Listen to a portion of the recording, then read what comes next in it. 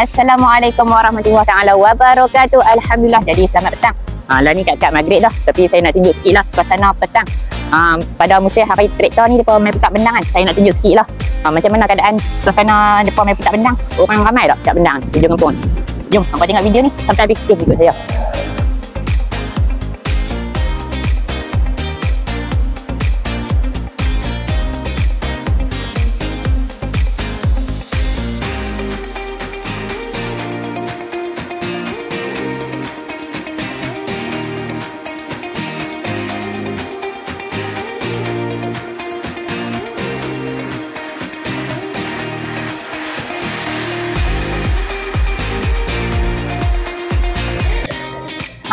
Hampa tengoklah ni musim traktor.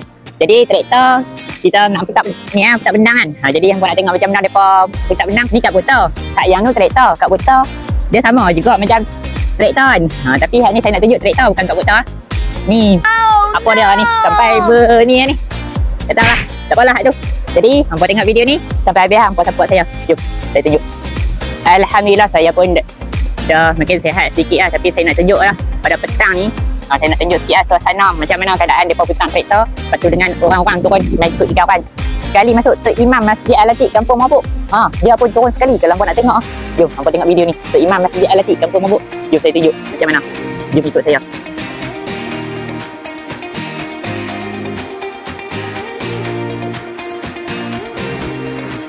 Tu Tok Imam. Kalau hampa nak tengok tu Tok Imam. Tok Imam Masjid Al-Atiq. Ni Tok Imam.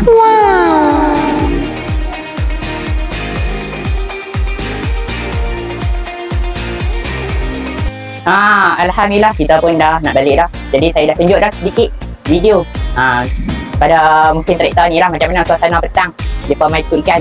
Jadi alhamdulillah kita pun dah sampai sini lah. Saya tunjuk video sikit lah untuk hampa. Walaupun saya dah rasa sihat ni boleh lah. Dia nak turun nak jalan sekali pun saya tak larat. Memang saya tak larat. Tapi tak apalah, saya tunjuk video ni bagi konak-konak saja kan. Jadi hampa support saya. Kau tengok video ni support saya. Kau jangan lupa komen. Tuang di bawah. Okey? Sempoi dak geng.